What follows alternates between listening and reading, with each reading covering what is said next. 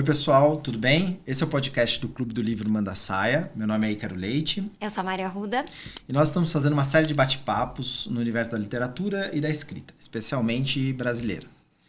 Lembrando, para quem ainda não conhece nosso projeto, a gente tem uma página no Instagram chamada @manda.saia, com 2 S, e um Clube do Livro que se reúne uma vez por mês para conversar sobre literatura contemporânea, tá? Então, se vocês quiserem ter mais informações, é só acessar lá o Instagram, que é @manda.saia, com 2 S. E além do Manda Saia, a gente tem o TikTok, que eu nunca entrei, né, de novo, só para deixar registrado. Isso está sob a gestão da Mari, nem sei o que acontece lá dentro, mas eu percebi esses dias que, né, ela me falou que tem umas alunas minhas lá que seguem, né? A geração Z tá lá seguindo a gente. Então a galera que tá lá na geração Z, meus alunos, fiquem à vontade aí para seguir lá no TikTok, né? E é o mesmo, né? @manda.saia. Com 2 S. Com 2 S. Igualzinho. E também a gente tem um canal no YouTube e no Spotify, então vocês podem acompanhar a gente por lá, tá? Bom, então hoje no 5º episódio, já é o 5º episódio do nosso podcast? 5º episódio. Aqui do Manda Saia, a gente vai receber a querida Dani Arraes. Então, falando rapidamente da Dani, para depois eu passar a palavra para ela. A Dani, ela é escritora e professora de escrita criativa. Além disso, é uma das mães do Martim, jornalista e uma das criadoras da Contente, que com certeza muita gente aqui já conhece, segue, eu sigo, então recomendo inclusive que vocês sigam. É contente.vc, né? Exatamente. Um veículo que pauta e aprofunda a conversa sobre relações, trabalho, saúde e bem-estar baseados em dados. Além disso, a Dani também fundou o coletivo Dupla Maternidade, reunindo pessoas do país em espaços de acolhimento e representatividade. A gente vai falar do livro dela, salvo engano, está lá no livro também, não é isso? Tem lá um trecho em que ela trata sobre isso. Então, Dani, primeiro te agradecer muito por ter aceitado o nosso convite. Agradecer a Clarice Freire também, que ajudou na intermediação, né? A Clarice é sócia nossa aqui. Apresentou a gente para Dani, fez aqui o contato, a ponte. Obrigada, Clarice. E a gente está muito honrado de te receber aqui, então seja bem-vinda. Gente, eu que estou honrada. Que alegria a gente estar aqui numa tarde de inverno em São Paulo, podendo falar de livros, de leitura, de literatura. Muito obrigada pelo convite. Eu fiquei apaixonada pela conversa de vocês com Clarice. Então, assim, estamos em casa. E que a gente citou bastante você também, né? Diga-se de passagem. Bom, gente, como o Ícaro falou, a Dani é a escritora do livro Para Todas as Mulheres que Não Têm Coragem, que está aqui. E a gente sabe, né, Dani, que muitas coisas que a gente costuma falar aqui no podcast, você já conta no seu próprio livro, né? Mas a gente vai tentar seguir aqui um pouco do nosso roteiro, porque aí o pessoal que está em casa fica também mais animado para quem ainda não leu o seu livro, ler e conhecer sua versão escritura, né? Porque são múltiplas facetas que você tem. Então eu vou começar fazendo a pergunta que a gente faz aqui para todo mundo e que é um pouco a nossa proposta de ter criado tanto o Clube do Livro quanto o podcast do Manda Saia, que a gente acredita muito na importância da leitura, da literatura, da formação de leitores, né? E a gente gostaria muito que esse hábito crescesse num país como o nosso, e isso nos parece muito importante. Então a gente sempre pergunta como é que começou o seu relacionamento com o universo da literatura, dos livros, da escrita. Como é que você começou esse seu contato? Eu gosto tanto dessa pergunta porque faz a gente perceber que muitas vezes o que a gente sempre fez é o que a gente vai fazer profissionalmente também. Eu cresci numa casa rodeada de livros, numa família que sempre gostou muito de livro. Minha mãe, minhas tias, meu irmão. Então, assim, sempre tinha livro em casa. Eu lembro, adolescente, eu pegava uns livros da minha mãe, assim, uns Clarice Lispector, e tinha a dedicatória do meu pai para ela. Eles se separaram muito cedo, mas, assim, é quase como se eu fosse descobrindo coisas sobre a história deles a partir do que eles deixavam como rastro nos livros. Então, assim, eu sempre fui muito incentivada a ler. Sempre que a gente ia em uma livraria, tinha aquela resposta que hoje eu dou pro meu filho: pode escolher um livrinho. E eu sei que isso é uma questão de privilégio também, né? A gente, apesar de viver num país enorme, a gente sabe que a leitura é um privilégio, então sempre é importante fazer esse recorte. Mas eu cresci rodeada por eles, e eu acho que eu cresci tão rodeada por eles que eu criei uma devoção.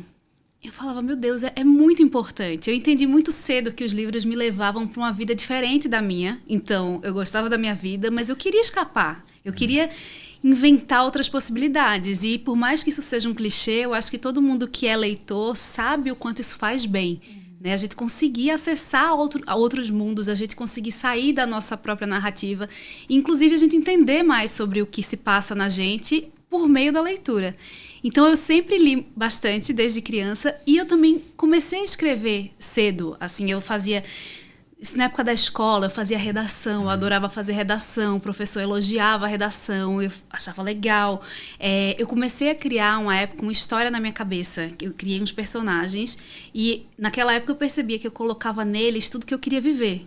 Então tinha aquela família meio comercial de margarina, sabe? Tipo, aí eu queria, sei lá, o desejo devia ser viajar pra Disney. Eu colocava na história. E eu fazia isso assim, meu irmão tinha várias revistas de arquitetura, ele chegou a cursar arquitetura, e eu abria a revista e ficava olhando as casas maravilhosas e eu ficava imaginando os meus personagens habitando ali, aquele lugar. Eu passava horas fazendo isso. E aí, às vezes, eu pegava caderno e escrevia um pouco, mas era muito na minha cabeça. E eu acho que ali eu entendi algo que, recentemente, há uma semana atrás, eu escrevi um texto. A leitura sempre funcionou para mim. Eu entendi recentemente que a leitura funciona como um mecanismo de regulação emocional para mim. Tipo, eu preciso ler para viver os dias. E eu acho que talvez, desde criança, eu tenha precisado ler para dar conta de várias coisas que se passavam na minha vida. Então, eu tinha aquele refúgio ali. Então, começou muito cedo, eu me apaixonei e criei essa devoção. E tinha esse desejo muito forte de uma hora escrever um livro. Porque eu acho que é isso. Eu acho que muitos leitores guardam essa vontade. Aí eles se tornam escritores também, não sei. Nem todos vão querer escrever, mas eu acho que muito cedo teve isso. Assim, eu fui fazer jornalismo, mas assim, ainda assim eu falava, eu quero escrever o que eu quero dizer e não só falar do que os outros estão dizendo, sabe? Até eu li o seu livro, eu terminei de ler semana passada, né? A gente sempre lê o livro dos convidados aqui, pelo menos um deles, né? Às vezes não dá para ler todos. Para poder conversar. E aí, assim, na leitura do livro, primeiro que assim, você fala sobre o processo de escrita, inúmeras vezes, e ao mesmo tempo ele é um relato pessoal muito profundo e forte, né? Da sua vida, da relação com a sua família, com seus amigos, e assim por diante. E é engraçado, porque enquanto eu estava lendo o seu livro, eu fui lembrando de outros autores, grandes autores, inclusive, que num determinado momento eles também escrevem um livro falando do processo de escrita. Né? A própria Clarice, né? Ela escreve do processo enquanto... É quase uma metalinguagem, né? Você escreve sobre a escrita, então eu amo esse tipo de livro. E aí eu me lembrei de dois, assim, rapidinho, né? Eu tinha até esquecido da Clarice, mas tem o da Anne Ernaux, eu não li esse. Eu sou meio... Pode falar essa palavra? Tarado? Você pode falar o que você quiser, o podcast é seu. Então, assim. Tudo que está publicado em português eu li. Aliás, o meu grande sonho é conseguir fazer um curso de francês decente para poder ler. Eu sei alguma coisa, mas muito, muito superficial. E também Humberto Eco também tem um que aí não é tão pessoal, ele realmente coloca para fora ali mecanismos e tal. Mas duas coisas que ficaram assim muito, muito claras para mim. Que você queria muito falar sobre a questão do processo, trazer esse toque pessoal, mas um desejo, cara, assim, efervescente, imenso de escrever, né? É engraçado isso, mesmo sendo jornalista de formação, esse desejo de querer escrever um livro, né? Isso fica muito latente.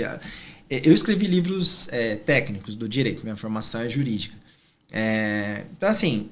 Legal, eu escrevi, mas eu não me considero um escritor porque eu não escrevi um livro que foge da minha parte técnica. Então eu me reconheci muito assim lendo o seu livro, sabe? Eu falei, puta, eu preciso escrever o meu livro. A Mari escreveu dela, vai publicar em breve. Legal. Mas eu preciso muito escrever meu livro. Então, assim, ficou como um conselho, quase que incentivador, quase né? Um negócio Ai, que coisa boa. Nesse sentido, assim. Então, primeiro eu te agradeço com relação a isso. E aí, aproveitando, né? Eu vou te passar a palavra que eu quero te ouvir. A gente vai sortear um livro autografado da Dani, né? Pro pessoal do clube, certo, Mari? Que foi presente da Dani, inclusive. Então, esse vai de presente para vocês. Mas eu queria te ouvir um pouquinho sobre esse processo. É isso, eu acho que ser jornalista definiu muito a minha vida e define. Eu acho que tem valores do jornalismo que são intrínsecos. É um lugar muito forte de ética, de um cuidado com o que você está escolhendo passar. Ao mesmo tempo, eu cresci numa escola de jornalismo que falava sobre a imparcialidade. O jornalista não se coloca. E aquilo já me incomodava de certa forma, porque todo mundo que lê muito já vai entender que quando você escolhe palavras, você já está fazendo escolhas que não são só gramaticais, Sim, né? sim. Você tá escolhendo visão de mundo, você está fazendo muita coisa. Tem até uma jornalista, escritora que eu adoro, a Fabiana Moraes, que ela tem alguns livros que falam sobre isso. Um deles é A Pauta é uma Arma de Combate. E ela fala sobre esse mito da imparcialidade no jornalismo. E ela foi minha chefe quando eu era estagiária. Então, assim, Que legal. muito cedo eu entendi isso. Mas, ao mesmo tempo, eu fiz parte de um universo. Eu fui trabalhar na Folha de São Paulo. Então, fui trainee lá. E depois eu fui repórter, editora, assistente. Então, era aquela objetividade. Sim. Você fala do outro. Você fala sobre o livro do outro. Ao mesmo tempo, ali eu já tinha me encantado por internet. Eu criei um blog em 2007 chamado Don't Touch My Moleskine, em que eu fazia uma curadoria das coisas que me encantavam. Então eu falava de música, eu falava de arte, eu falava de cultura e eu ia colocando ali as coisas que eu gostava, mas de novo com olhar de jornalista, falando dos outros. Sendo que eu experimentava também criar uma outra coisa no mundo. E quando eu criava algo que era o que eu queria fazer, eu falava, opa, mudou alguma coisa aí. Mudou esse jogo. A pandemia também mudou um pouco o jogo para mim, porque eu acho que ali, pela primeira vez, eu tive uma noção muito brutal da finitude e era assim, não temos mais nada a perder. Então, eu quero escrever mais. Eu escrevi um texto chamado Saudade das Pernas. Um amigo meu falava, gente, eu tô com saudade das pernas de vocês, porque a gente só se vê pela telinha do computador. Aí eu fiquei com aquilo na cabeça e escrevi sobre essa sensação. Clarice sempre fala assim, você sempre fez crônicas do cotidiano. Sim. Ela sempre com um olhar muito generoso para tudo, inclusive para mim. E aí eu entendi. Eu escrevi aquele texto deu uma furada numa bolha, assim. Um monte de gente falando, nossa, eu me identifiquei com o que você está dizendo. Você conseguiu traduzir o que eu estava sentindo, mas eu não tinha conseguido colocar em palavras. E ali eu comecei a me soltar mais. E a dizer para mim mesma, eu posso escrever sobre o que eu sinto, sobre o que eu penso. Eu não preciso só pegar a objetividade jornalística e dizer, eu quero entrevistar a pessoa que escrever esse livro. Annie Ernaux. Amo Annie Ernaux. O livro dela, Escrita como Faca e outros textos, para mim é um desbunde aquilo ali. O meu é todo grifado. Eu uso nas aulas da pós-escrita criativa que eu dou. Tipo, eu acho muito bom. E foi isso. Eu fui me soltando. Ao mesmo tempo, na hora de escrever um livro, o bicho pegou.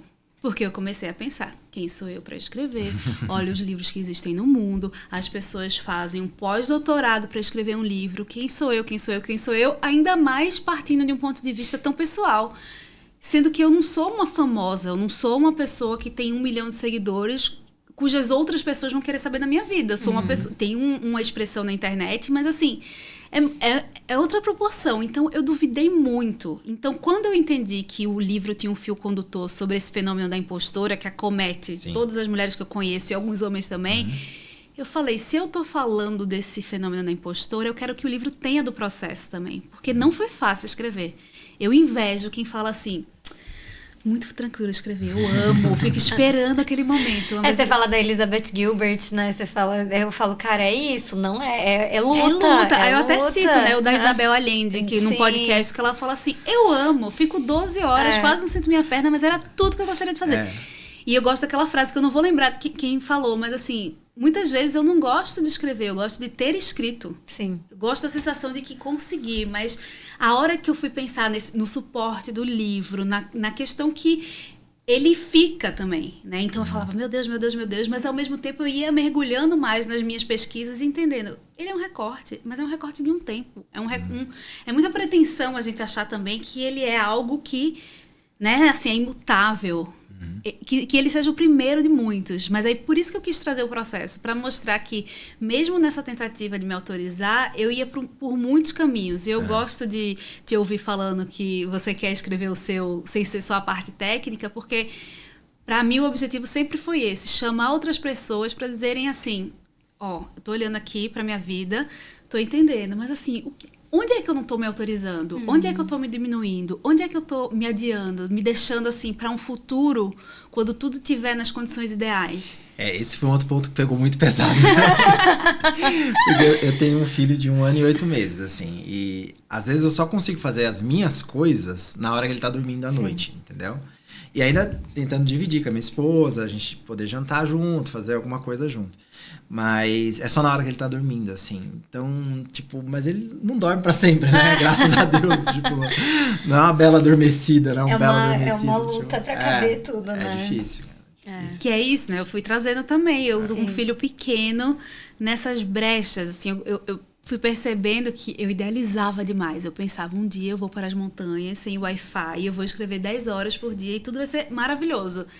Eu idealizei, eu cheguei até ir para as montanhas. Eu fui para o retiro de escrita da Índigo, que é uma escritora maravilhosa. Ela tem um retiro aqui perto de São Paulo, um refúgio mesmo, um lugar muito interessante para você ir, você abraçar o seu projeto de escrita. Ela faz mentoria também, então é um lugar sensacional.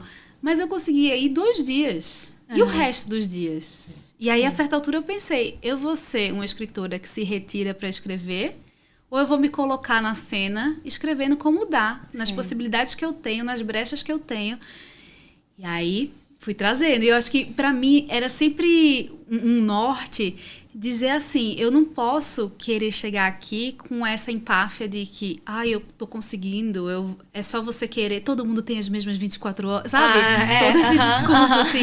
Eu precisava, se eu tava pedindo para as pessoas olharem para a coragem ou para a falta de coragem, para a vulnerabilidade delas, eu precisava também me mostrar. Então, foi um lugar muito de... Se eu tô pedindo essa coragem, tem que começar por mim. Por isso que eu quis tanto trazer o processo. Mas escrever lá que nem acho que é Kitana, Pilar... Pilar Quintana. Dando de mamar pro filho no celular também eu acho assim, é dificílimo, né? Eu admiro quem consegue. Mas eu acho assim, até tem uma mentoria que eu fiz, né, e que é da Isabelle Borges, e ela sempre traz uma história de uma amiga dela, que é a Luísa Benevides, que fala exatamente isso, assim, ela tirou um tempo, um sabático pra escrever, né, e aí ela conta que, tipo assim, nesse período ela não escreveu nada. E aí ela engravidou, teve um filho, e aí começou, o livro dela saiu inteiro no puerpério, entendeu? Porque ela tava...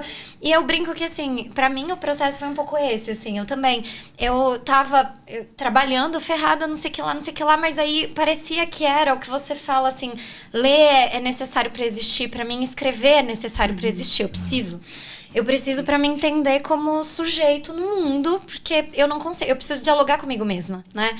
E a escrita, ela é esse diálogo consigo mesmo, né? E aí o que eu percebi foi, eu tirei um sabático pra escrever um livro, sabático eu escrevi porcaria nenhuma, entendeu? Eu já tinha... E aí eu até falei com a Clarice sobre isso, né? Essa escrita nas brechas, que muitas vezes quando você olha pro lado... Caramba, olha, aqui tem um tanto de coisa que faz sentido, que pode ser um livro, que pode virar alguma coisa, né? Até que tem material literário aqui no meio dessa bagunça e tal. É porque eu acho que a urgência se impõe. Quem escreve precisa escrever. É meio isso, assim, você precisa... Do mesmo jeito que você precisa escovar os dentes, você precisa escrever. É isso. Então, tem dia que você vai escovar os dentes, talvez não assim que você acordar, mas espero que não temos filhos para ensinar e todo dia é aquela luta. Mas, assim, você precisa. Então, essa urgência, eu acho que ela revela muita coisa também. Para mim, foi assim. E eu acho que quando a gente fica esperando as condições ideais, a gente tá deixando a impostora falar mais alto. Sim. Porque a impostora só vai escrever o que tá perfeito. A impostora só vai escrever quando tiver as condições ideais. A impostora só vai escrever depois de arrumar a casa. Depois de preparar tudo. É como se chegar lá fosse algo que é o que você mais quer, mas você precisa cumprir tantas etapas antes que você deixa para depois. E aquilo se torna impossível, inalcançável. Exato. Né? Então, assim, como é que muda o olhar? Como é que você faz quando dá? E eu acho que é isso. Eu adorei esse exemplo que você deu. O meu filho também me deu uma urgência muito grande de dizer assim, eu preciso fazer. O meu tempo nunca mais vai ser o mesmo. Várias vezes eu penso assim, lembra quando um final de semana você maratonava uma série inteira? Aí você dormia, aí você acordava, você encontrava os amigos. Hoje, às vezes, eu vejo um filme em 4 dias. Não, você tá no auge ainda. Não, porque falam que o recém-nascido é só recém-nascido, 1 ano e 8 meses, é um bebezinho ainda, é muita coisa. Eu falo isso muito pra Clarice, que o Vicente é pequeno ainda. O meu tem 4, eu já tô me achando assim, ó, com muito mais tempo. Agora você tem autonomia, Tenho mais. tem tempo. Mas ainda assim é isso. E tem uma hora também que vira uma coisa assim, eu poderia passar uma manhã de sábado escrevendo. Várias vezes eu faço isso, mas às vezes assim, eu quero estar com ele. Inclusive eu quero estar com ele no programa, que nem é o que eu queria fazer, mas me importa tanto estar com ele. Então você vai aprendendo a fazer com que o tempo ele se alargue. Que você consiga existir no tempo de outro jeito. Não sem sofrer, eu ia falar sofrência, não sem sofrência, mas com uma força também, de naquele tempo que você tem, você concretiza muito mais coisas. Eu acho que para mim a maternidade e a escrita de um livro se encontram muito nesse lugar da concretude para as coisas. Sair só do desejo e do sonho e dizer assim, eu quero muito, eu só vou olhar para mim e dizer eu sou uma escritora se tiver o livro publicado. Algumas pessoas falavam assim, mas você já era escritora, você escreve na internet há muito tempo. Falei, sim, mas aí eu cresci em torno dos livros, eu coloquei eles num pedestal muito grande. Para eu dizer eu sou escritora, eu tinha que ter o meu, sabe? Para começar. E tem essa história que você até colocou no livro, eu me surpreendi encontrando ela aqui, porque eu já tinha escutado a André Del Fuego contando essa história, que ela fala em alguns momentos, né, que o ISBN é quase como se fosse um RG do escritor, né? Uma certidão de nascimento. Exatamente, tem uma certidão de nascimento ali quando você tem um livro publicado, um ISBN. Então, aí eu acho que as pessoas se autorizam mais, né, na palavra escritor e escritora a partir do momento que tem um livro, né? E eu acho que também te proporciona outros tipos de encontro.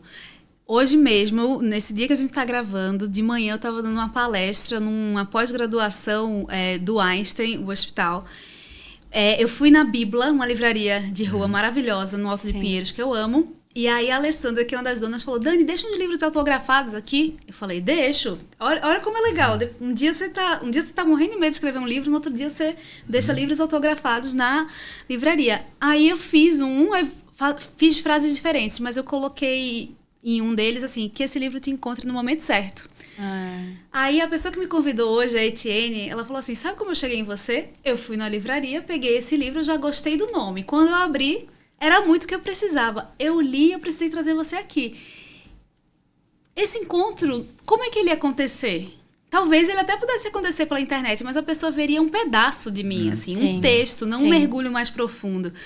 E aí a gente passou uma manhã agora que, sim, eu comecei a falar, a gente está gravando hoje, um dia depois da morte de Preta Gil, eu falei, né, que eu tô super emocionada, assim, mexida com essa morte, que eu acho que mexe com muita gente. E aí eu ia fazer a minha palestra sobre o fenômeno do impostor, eu já comecei a falar, gente, não dá pra gente pensar em desperdiçar a vida, as pessoas morrem, a gente tem que parar de se sentir uma impostora. Em 1 minuto o povo já tava chorando. Eu falo que a minha métrica de sucesso é se o povo chorou. Aí em 1 minuto o povo já tava chorando. No final tava assim, daqui a pouco vamos um abraço coletivo. E é o poder da escrita e é o poder da gente se autorizar a ocupar um espaço. É muito forte e é diferente. E eu tô contando a história agora, mas assim, se vocês pegassem meu zap com Clarice da semana passada, eu tava numa sofrência imensa desse lugar do me sentindo insuficiente, achando que devia fazer mais, porque nesse mundo que a gente vive é o tempo inteiro. Beleza, lançou o livro, cadê o próximo? Lançou o livro, mas você não é Carla Madeira. Então, assim, tem um lugar de uma comparação, sabe? A gente pode o tempo inteiro se ver pelo filtro da falta. E hoje eu tô puro assim, a gente tem muito que fazer, colocar nossos desejos em movimento, porque a gente não sabe como eles podem chegar nas pessoas, e de repente isso muda tudo. Sim. Um dos fios, né, até que eu queria puxar com você, estava nesse lugar da identificação, assim, eu acho que tanto nas redes sociais, eu acho que tem gente que já se sente próxima de você, né, porque vai vendo ali, vai acompanhando, acho que a rede social, ela tem esse fenômeno, né, as pessoas, elas começam a quase se sentir íntimas das outras, assim, né, porque estão acompanhando ali. Mas eu acho que uma das coisas que me tocou muito no seu livro foi encontrar tantos níveis de identificação. Então eu fui olhando assim e falando, você contou agora, né? Tipo, gostava de escrever redação na escola, não sei o quê, e aí isso ditou minha vida. Pô, minha primeira faculdade foi jornalismo, aí eu larguei, porque eu achei que eu não ia ganhar dinheiro, eu não sei se eu tava certa ou errada, mas assim, achei que a probabilidade era baixa. E aí eu fui fazer direito, que é uma outra profissão de escrita também, que envolve muito a escrita mais técnica, né? E aí eu ficava com esse negocinho dentro de mim, essa coisa de, putz, eu amo escrever, e blog, e isso, e aquilo, e tal. E aí eu falei, cara, quer saber? vou escrever um livro, né? Foi essa coisa assim, tipo, eu vou escrever um livro. Mas quem sou eu pra escrever um livro? Grande merda, ninguém me conhece, tenho nem rede social direito. Então, assim, pra que eu vou escrever um livro? E aí, conforme eu tava nesse processo, né? Eu comecei, eu tive a ideia do projeto e já procurei a Isabelle como mentora. E ela ia me mostrando várias referências literárias. Então eu fui lendo outros livros. Eu li o Cartas para Minha Avó da Djamila. Eu li alguns livros que são menos conhecidos, assim, O Nascente da Helene Fernandes. Alguns livros pouco conhecidos. E aí eu fui mergulhando e fui vendo, cara, tem tanta coisa em comum com pessoas que têm realidades tão diversas, tão diferentes da minha, que jamais atravessariam minha vida, e ao mesmo tempo, através do livro delas, eu consigo ter contato com essa realidade, que ao mesmo tempo é tão diversa e tão idêntica à minha, né? Então tem algo do íntimo, do diário, da nossa vida cotidiana, que é muito potente, porque ela não é só esse algo, ele não é só nosso, ele é algo compartilhado, né?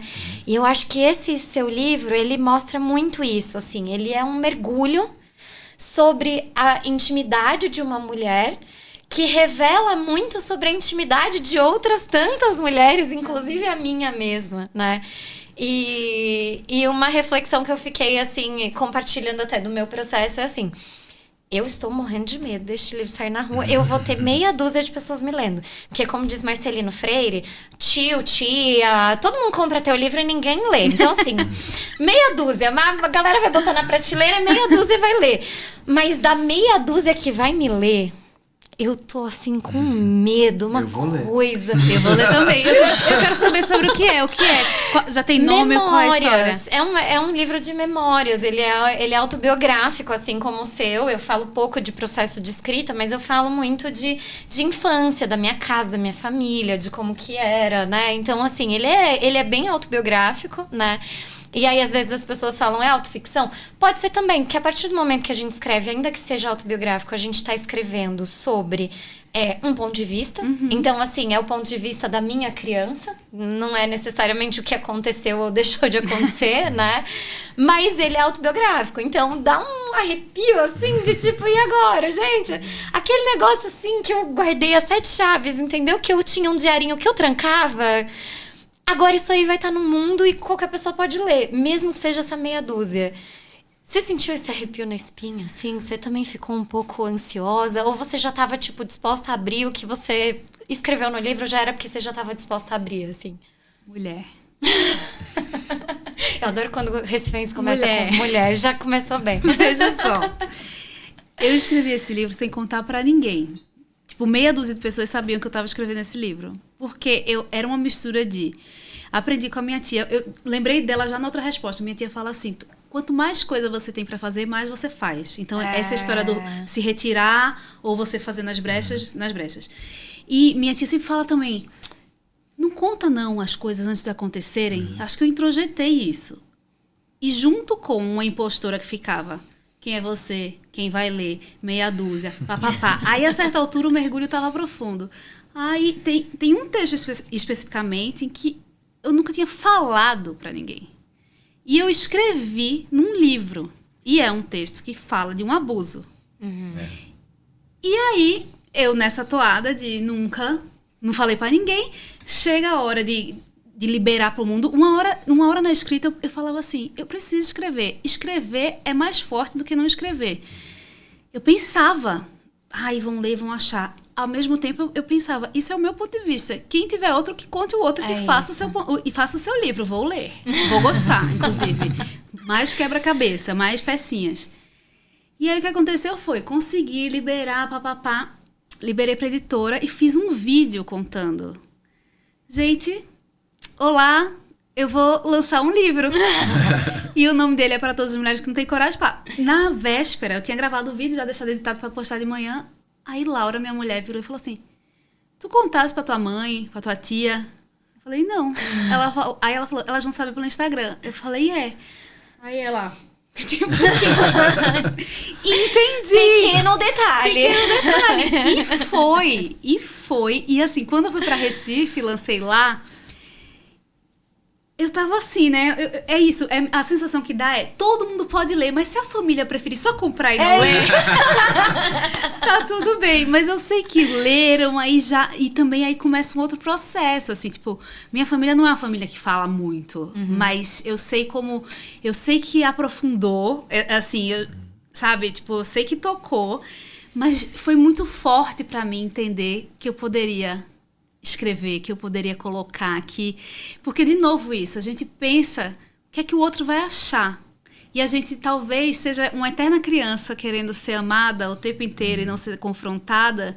E talvez tenha gente que nunca vai escrever.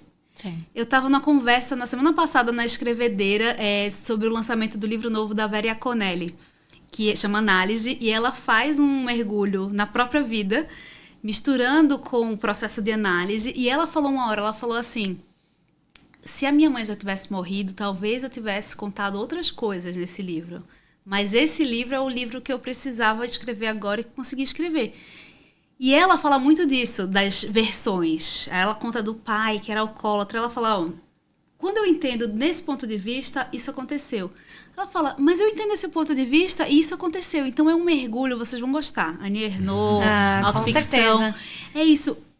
Tudo vai ser sempre um olhar. E a gente se autorizar a dizer, a deixar registrado, principalmente quando a gente entende que nossas histórias não são únicas. Acho que esse é o poder do livro, né? Isso. A gente vai lendo histórias de diferentes lugares e tudo mais, de diferentes perspectivas, mas o que pega a gente é quando a gente se identifica, é quando tem uma conexão que você fala, eu passei por isso, eu senti isso.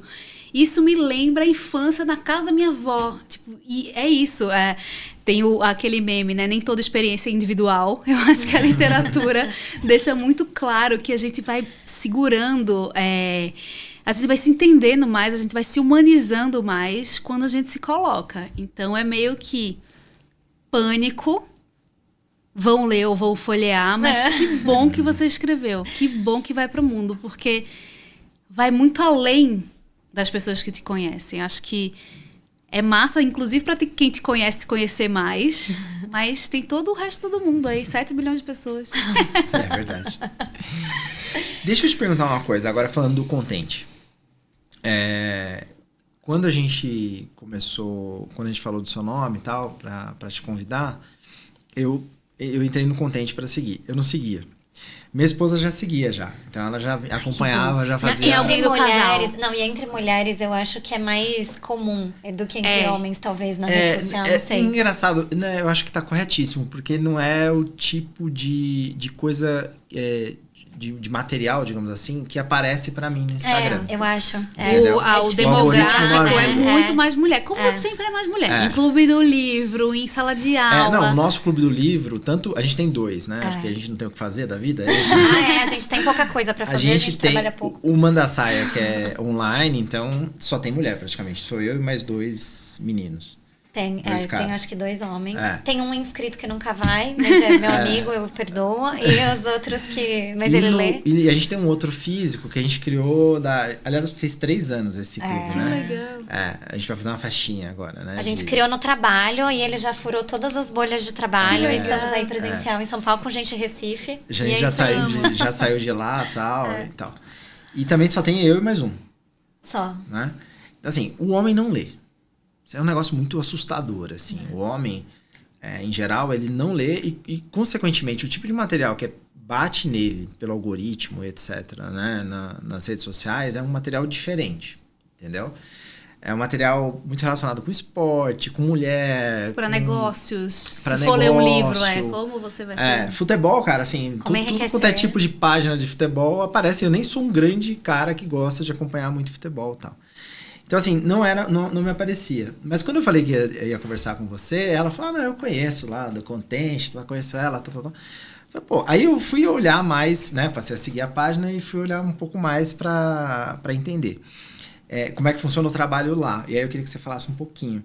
Porque, assim, quando a gente fala de rede social, a gente tem uma demanda, você comenta isso no teu livro também, daquele mínimo de dopamina diária para seguir com a vida. Que pra gente que é mais velha, não pra Mari que é muito jovem, mas a gente, sei lá, a gente era algo que você não tinha no dia a dia, né? Até vi um vídeo esses dias, assim, o que você fazia quando você era pequeno? Cara, fazia exatamente o que eu fiz com meu filho esse final de semana. A gente viu um caminho de formiga. As formigas estavam levando umas folhinhas que eram meio grandes, assim, pro tamanho delas. Nós dois ficamos agachados, olhando para as formigas, carregando. Eu tava explicando para ele o que a formiga tava fazendo. Era isso que a gente fazia. Não tinha internet, né, etc e tal. Mas me pareceu que no Contente vocês conseguem dar uma equilibrada boa em termos de informação, tem, óbvio, de trazer um conforto, né? Um bem-estar ali nos posts e tudo mais, mas também de trazer bastante informação. Eu queria que você falasse um pouco como é que foi o processo de criação, como é que é porque vocês publicam, acho que quase todo dia, ou todo dia. Menos domingo. Então assim, dá um trabalho, né? Publicar. Eu e a Mari, a gente publica, mas assim, a gente vê que dá um trabalho. Então eu queria entender um pouco mais como é que é esse processo que vocês tocam. A Contente tem algo muito forte, que é a gente respeita muito o tempo do outro. A gente não quer encher o feed de informação só para dizer que a gente está colocando ali um novo post. Então a gente faz um mergulho em vários temas. Do ano passado para cá a gente ficou cada vez mais assertiva, porque a gente teve um momento em que a gente falava muito de mensagens de bem-estar, aquelas quase umas mensagens mais motivacionais. Mas a gente foi crescendo muito, entendendo que na nossa comunidade, que hoje tem mais de 750 mil pessoas, as pessoas querem ler. A gente faz carrosséis de pelo menos 10 telas, com texto nas telas. A gente usa a legenda inteira do Instagram. E a gente tem um engajamento absurdo. Nessa internet que ficam falando, você tem que fazer vídeos de 10 segundos. Sim.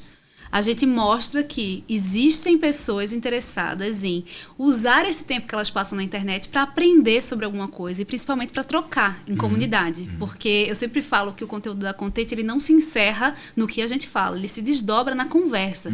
E as pessoas fazem relatos gigantes. Assim. Uma época a gente estava falando muito de trabalho, o povo falava umas coisas que eu falava, a pessoa não tem nem medo que eu RH veja, sabe? Então, assim, meu Deus. Mas o que a gente faz é entender quais são as pautas que mobilizam. Então, a gente não tem a urgência do hard news, de, aconteceu essa notícia, a gente tem que falar.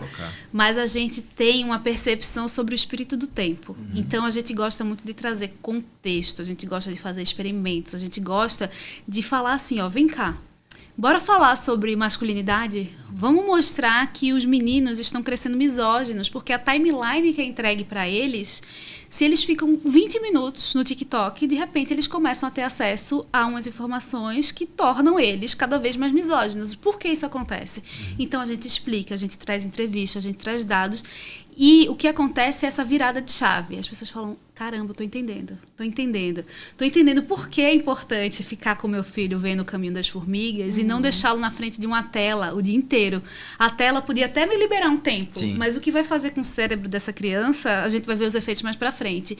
Então a gente vai costurando a cada postagem, a cada conteúdo, a gente vai costurando temas a partir do contexto, para que quem lê entenda que a pessoa pode sair dali mais bem informado e sair com esse convite para virar a chave, sabe?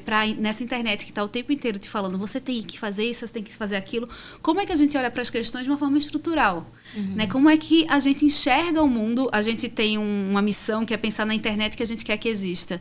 É a nossa hashtag. E a gente começou a pensar, não é só a internet que a gente quer que exista, é o mundo que a gente quer que exista. Então, a gente está sendo impactado pela internet em diversos momentos da nossa vida, em diversos aspectos da nossa vida, do pessoal ao político. Como é que a gente vai entendendo isso para pensar como é um mundo melhor para mais gente, sabe? Então, pensar a internet que a gente quer, pensar no mundo que a gente quer. E eu fico muito feliz que é uma comunidade. A gente tem... Ontem eu estava vendo, no último mês, 32 milhões de visualizações. É muita visualização. É muita, gente. E é textão, é gente querendo ler, e não só ler, mas discutir, passar para frente, reverberar, convidar para conversa. Ainda é muito mais feminino do que masculino, então, vou pedir essa ajuda aí. Espalha manda no teu grupo, comunidade. Espalha aí, vamos mudar esse número, porque várias questões, eu acho que é isso também, várias questões a gente fica discutindo entre nós, inclusive a impostora. É mais fácil a gente ficar discutindo entre mulheres, mas como é que os homens se implicam nessa questão? Como é que os homens entendem que mulheres, depois que têm filho, até 50% das mulheres são demitidas depois que voltam de licença maternidade? Isso é brutal. Como é que os homens se implicam nisso, sabe? Então, acho que A Contente tem essa força muito grande de chamar a gente para ação. Então, é isso. E eu acho que é uma boa mistura entre jornalismo e a questão do bem-estar, sem entrar nessa positividade tóxica. Exato. Né? Isso eu acho que é muito legal, porque realmente, assim, ninguém aguenta mais. Tudo é um dever ser, né? O tempo inteiro tem um dever ser, um dever fazer e tudo mais. E eu acho que vocês conseguem fazer com que exista a questão política, que é pesada, dolorida no Brasil, a desigualdade social. Então, todas essas questões que reverberam, né? Todas as desigualdades que reverberam, mas ao mesmo tempo coisas que trazem um quentinho no coração e que a gente fala, tá, mas ainda vale a pena tá aqui, discutir, conversar e conviver em sociedade, e tem coisas legais acontecendo, né? Então, eu acho que vocês tiveram sucesso nesse equilíbrio, né, entre as duas frentes, assim. Não, e tem isso, assim, a gente é da conversa, do diálogo e do convite. A gente tem feito alguns conteúdos sobre evangélicos no Brasil e tudo mais. E, às vezes, é isso. A gente vai falar sobre os evangélicos, o universo dos evangélicos que usam grifes de luxo e ostentam. E eles não representam os evangélicos, né? A internet também nos distrai da complexidade das coisas. E aí, um retorno que a gente tem é assim, caramba, vocês conseguem falar sem... eu ia até falar sem lacrar, que ficou meio velho, mas assim... fala querendo ouvir, sim, querendo entender que o mundo é mais plural do que os algoritmos tentam nos encaixar, sabe? Então, cada vez mais a gente quer conseguir ser essa ponte, porque cada um na sua bolha, na sua própria internet, não deu muito certo até agora, sim, né? A gente tá polarizado, a gente tá sofrido, a gente sai de grupo de família, na época de eleição, mas isso tá fazendo a gente viver melhor? Eu acho que não. Então, eu confio muito nessa ascensão do diálogo como uma base de uma reconstrução da gente. Sim. Eu acho que a gente vai ter que ir pro bate-bola já. Já? Infelizmente, eu tô... A gente se distrai aqui, eu tenho, tipo assim, 10 perguntas na minha cabeça pra fazer pra Dani, que eu vou ter que fazer no offline, também, gente. Né? Não vai ter jeito. Não, mas é que a gente tem umas perguntinhas meio básicas que a gente gosta de fazer, mas vai dar tempo. Aí você faz as outras perguntas. Mas se sobrar, quiser. Eu ainda faço mais. Mas perguntas bem rápidas, bate-bola. Suas primeiras referências literárias que você gosta muito, assim, a gente gostaria de saber. É muito difícil, né? Óbvio. Eu sou, sei lá, eu gosto... Todo mundo fala Clarice. Livro da minha Clarice vida, Lispector, Oblomov. Beleza, entendo. Mas, assim, é difícil a gente ter uma... Para quem gosta de literatura, a opção é muito grande, né? De coisas. Então, eu mesmo estou lendo um livro agora, que para o momento histórico que a gente está passando, eu estou achando sensacional. Fica a dica, Notícias de um Sequestro, do Gabriel Garcia Marques. Maravilhoso. Enfim. Olha, uma sensação momento, de que a gente está meio sequestrado, né? Então, enfim. Eu lembrei desse livro. Mas tem algum autor, livro que, assim, é sempre uma referência para você? Olha, a Chimamanda Ngozi Adichie, eu lembro quando eu li Americana, aquilo mudou uma chave na minha cabeça, porque eu me considerava alguém que lia muito, mas lia muito quem, né? E ali eu entendi, eu tô lendo muita gente branca. Aquilo mudou para sempre minha perspectiva, então foi muito importante. Acho que foi 2010, mais ou menos. Rosa Monteiro, que inclusive vem para Flip, para mim é uma referência gigante, porque quando eu li A Louca da Casa, é esse livro que faz esse mergulho no que próprio... também é de metalinguagem. Exatamente. Ela começa a contar uma história e no outro capítulo ela conta a mesma história de outro jeito. E ela prova como a escrita é uma magia, assim. Então, sou apaixonada por ela, os outros também. Clarice, eu li muito na adolescência e amo. Garcia Marques, amo. Eu gosto muito do Alejandro Zambra, adoro. Annie Ernaux, tô apaixonada, lendo tudo dela. Brené Brown, eu adoro. Tem muita gente que vai encaixar no lugar da autoajuda. Quando eu li aquilo e eu entendi que existia o fenômeno da impostora, aquilo mudou uma chave muito forte para mim. Me ajudou, inclusive, a tirar o preconceito, sabe? De, esse livro eu não quero ler. Eu acho que tudo que cai nas minhas mãos e me ensina algo, me faz ter um insight, é bom. Falando das contemporâneas, Andrea Del Fuego, amo, né? Ali com a pediatra, principalmente, sim, maravilhosa. Tem tanta gente, muita gente. Clarice Freire, que assim, eu conheci com Pó de Lua e que hoje eu vejo com esse romance arrebatador que eu lia, eu escrevi para ela. Eu não sei nem se... Mas guarda, vai para os registros. Eu comecei a ler. Teve uma hora que eu botei assim numa página, assim, isso é um filme. Sabe, isso é um filme, esse livro é um filme. Então, assim, eu falei, se um dia virar, vai estar Você já tá aqui, botando no universo. Tô botando no universo. Foi o primeiro livro que eu li esse ano, foi o dela. Aí eu fiquei no pé dela pra gente achar um jeito de trazer ela aqui.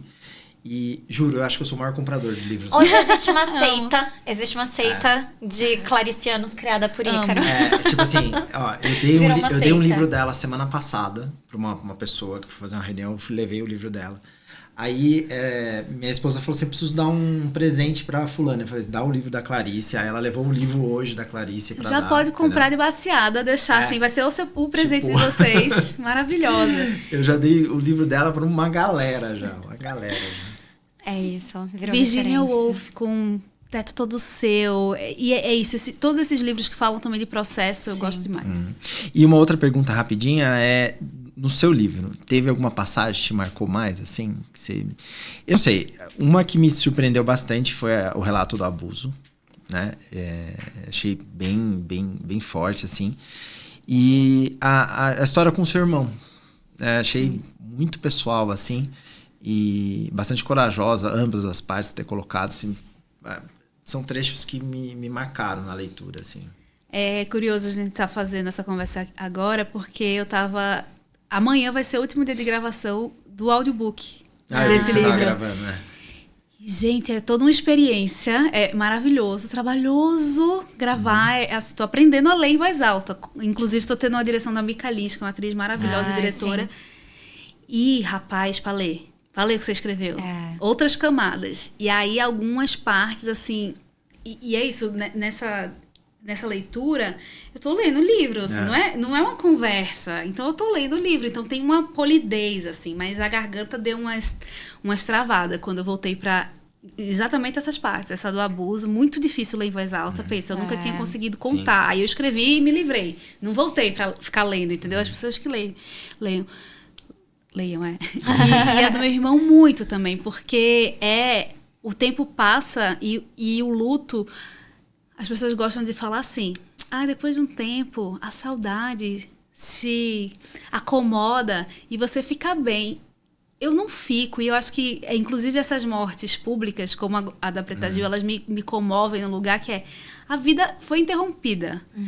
Gente que queria muito viver e que não tá mais aqui. Então, é muito brutal, é muito doloroso.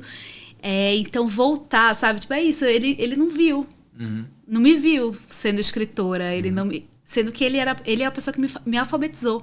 Ele me alfabetizou mesmo, assim, né? Eu chegava da escola e ele me sentava assim, eu me alfabetizei antes da escola porque ele me ensinou. Era ele que lia minhas redações, era ele que falava assim... Tá uma merda. Muito da minha impostura vem dele, porque pensa, a pessoa mais brilhante que eu já conhecia ainda era assim comigo.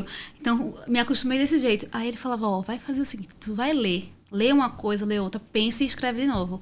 Então, eu virei uma pessoa muito exigente comigo, o que eu acho bom no fim das contas, mas era ele que estava ali, era para ele que eu mandava, era para ele com que eu dividia muito da vida e dividia não só as conquistas, como as dificuldades, assim. Então, eu vejo que eu mudei muito depois da morte dele. Eu até encontrei uma amiga há 2 dias atrás, ela falou, isso é diferente, isso não é melhor nem pior, mas eu me fechei um pouco, sabe? Então, assim, eu falo, eu tenho vivido várias coisas e ele não tá aqui. Então, é muito, muito difícil. E voltar e ler, sabe? Teve um que eu nem achei que... Sei lá, achei que ia passar pelo texto. De repente, eu tava assim... lendo, sabe? Mas engolindo o choro. Engolindo, né? E confiando que, de alguma forma, ele tá vendo... É isso, é difícil essa parte, porque eu não tenho religião, enfim, mas mais horas eu queria ter. Eu acho que eu vou aproveitar, então, os últimos minutinhos pra gente falar de uma coisa que eu acho super importante do seu trabalho e da sua vida pessoal, Dani. Eu tenho muitas amigas em Recife que são casais de mulheres, que são mães ou que querem ser mães. Ai, que legal. E aí, quando eu soube do coletivo Dupla Maternidade, eu fiquei assim, caramba, que trabalho incrível e necessário e importante. E assim, 2 amigas, inclusive, assim, o contexto delas ficou muito conhecido lá em Recife, porque uma das mães gestou e a outra não. E a que não gestou não conseguiu registrar o filho. E aí foram pro judiciário. E aí foi uma luta, porque mesmo com a decisão judicial, o cartório se recusou a registrar. Então, assim, aquele inferno do preconceito no Brasil, né? E situações muito difíceis que as mulheres passam e que elas não têm para onde correr, né? E o que fazer. E muitas vezes são pessoas que estão desbravando caminhos mesmo, porque são as primeiras, porque estão começando e não tem alguém em quem se inspirar e se referenciar, né? Então eu queria saber como é que as pessoas podem saber mais sobre isso, sobre esse trabalho, sobre esse coletivo, sobre... porque eu acho que é importante, assim, as pessoas poderem se conectar dessa maneira, sabe? Até uma amiga postou no Instagram esses dias, assim, falando isso, né? Que ela e a mulher dela querem ter filhos e tal, e como ia ser uma luta. Aí eu falei, cara, você conhece a Dani? Dá uma olhada. Que legal. E ela, não, eu já conheço, tô seguindo, não sei o quê. Então, assim, eu acho que é uma coisa muito importante, sabe? Da gente marcar aqui. Quero nesse todas tempo elas espaço. no coletivo. Ó, tem que entrar no Instagram, Coletivo Dupla Maternidade, e pedir pela DM o link. Tá. A gente tem grupo de futuras mães de tentantes, de mães por adoção, de mães de crianças atípicas. Tem o grupão nacional, tem grupo de São Paulo. Aí, a partir do grupão vão se formando outros grupos. E é um negócio muito forte, porque a gente tem um lugar de pertencimento. Eu tô toda emocionada hoje, né? Eu tava vindo pra cá e vi uma mensagem de um dos grupos, uma pessoa falando assim, gente, infelizmente, tava com 5 semanas, o coração do bebê parou de bater. Aí ela falou assim, eu nem contei para pessoas próximas, porque a gente tava esperando a coisa das 12 semanas para poder dar notícia, mas eu conto para vocês, porque eu sinto que aqui a gente se entende, eu sinto esse lugar como um lugar de acolhimento. Aí eu olhei e falei assim, de novo, você não sabe o que acontece quando você resolve colocar algo pra frente. E assim, eu não conheço ela tá lá. E o coletivo existe porque tem um grupo de pessoas voluntárias que começa a trabalhar para botar de pé essa operação de todo dia ter grupo de WhatsApp, para fazer uma festa. A gente fez uma festa de São João aqui em São Paulo para 400 pessoas malucas, mas porque tem pessoas que mesmo sem tempo, porque mãe é bicho sem tempo, sim, arranja tempo para fazer esse ativismo, porque a gente sabe o que é importante. Sim. E a minha alegria é ver que, assim, nessa festa tinha criança saindo dizendo assim,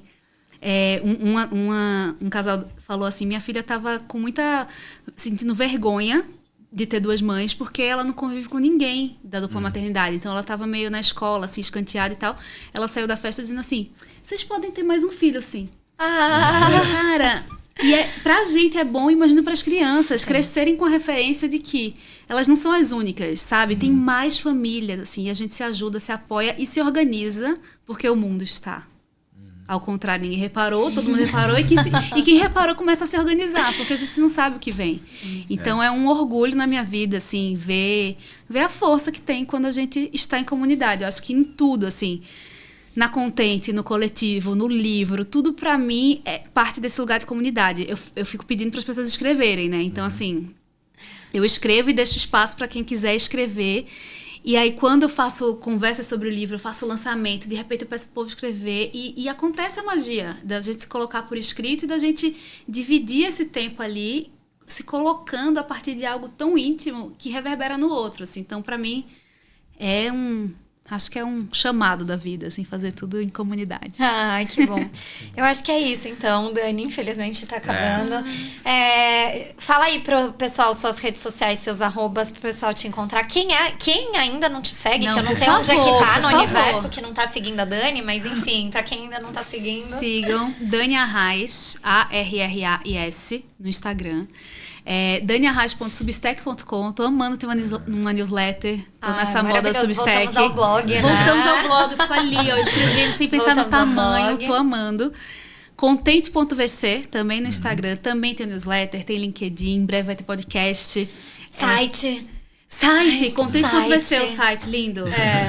E @coletivo Dupla Maternidade no Instagram também. Então, vocês, seguindo no meu, vocês vão ver tudo, assim. Então, cheguem lá, mandem mensagens, se lerem o livro, me contem, postem, deem de presente, porque um livro se faz com muito a partir desses encontros, estar aqui é uma honra, é uma alegria, porque de novo, a gente tem um espaço para poder falar de livro. É muito precioso, vida longa a vocês, que vocês reverberem muito. Obrigado. Bom, muitíssimo obrigado, viu, Dani? Foi um prazer receber você aqui. Então, pessoal, continue acompanhando a gente, acompanhe a Dani nas redes sociais dela. A gente se encontra na próxima. Não deixa de seguir a gente no Instagram, no Spotify, no YouTube, no TikTok. Eu quero ver o TikTok. Eu tô tentando usar o TikTok. Aí o TikTok é com a Mari. Obrigada, pessoal. Obrigado, pessoal. Obrigada, até a Dani. próxima. Foi um prazer. Obrigada.